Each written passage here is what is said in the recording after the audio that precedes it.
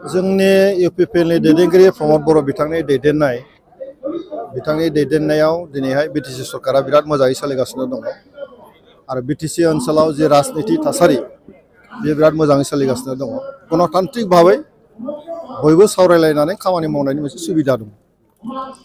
हाग्रामा महिलारिनाव हाग्रामा हारसिङैनो सामलायो, पार्टिखौबो हारसिं सालायदों, सरकारखौबो हारसिं सालायदोंमोन। मोजां सिन्था खालामनो हाग्रा, खामानि मावनो गोरों मानसिफ्रा बेनि बाथ्राफ्रा हाग्रामा महिलारिनि खाथियाव सोलिया।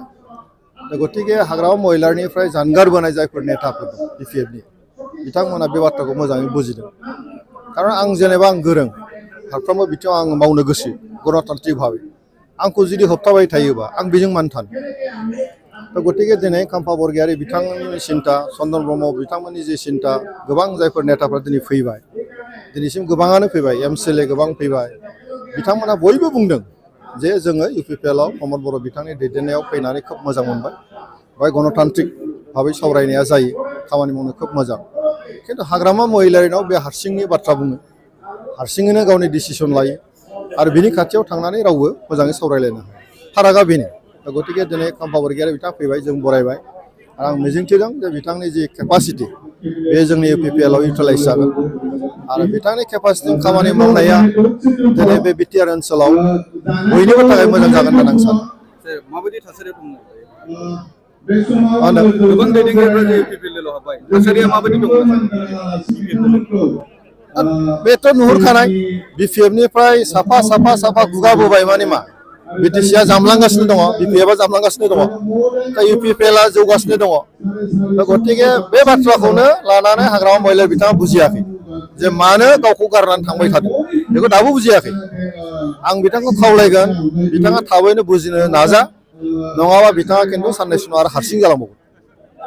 रायजो राजाफ्रा बर'नि राजखान्थिफोरखौ ज' जाजानो लुबैयो सार। बे बेलायाव बिपिएफनि गोबां मानसिफ्रा ज' जाफैबाय। दा हाग्रामा हिसाबै हाग्रामाखौ मा खावलायगोन? हाग्रामाखौ खावलायनायाथ' जोङो सिगांनिफ्रायनो खावलायबोबाय थानाय जादों। जोङो गावनि खाथियावबो थांनानै रायज्लायदों। गोबां बार जों सावरायदों जे बिटिसि ओनसोलाव बर' राजखान्थिखौ खौसे खालामनानै जों मोजाङै थांनाया मोजां। नाथाय हाग्रामा महिलारि बिथाङा मानियाखै। थांनाय बे मास मोनथामसोनि सिगां जे थासारि फैदोंमोन, बिथाङाथ' बेदों बाथ्राखौ बुंबाय। दा गतिके बिथांनि थाखायनो जोंनि बर' राजखान्थियाव खौसेथिबो फैयाखै, बेखौथ' बयबो नुजोबदों, आं बुंनायनि खोथा नङा। दा बाथ्राया बेनो, बिथाङा जुदि गोसो गैयाबा बिथांजों थाबाय थानाय मानसिफ्रा मानो थाबाय थानो।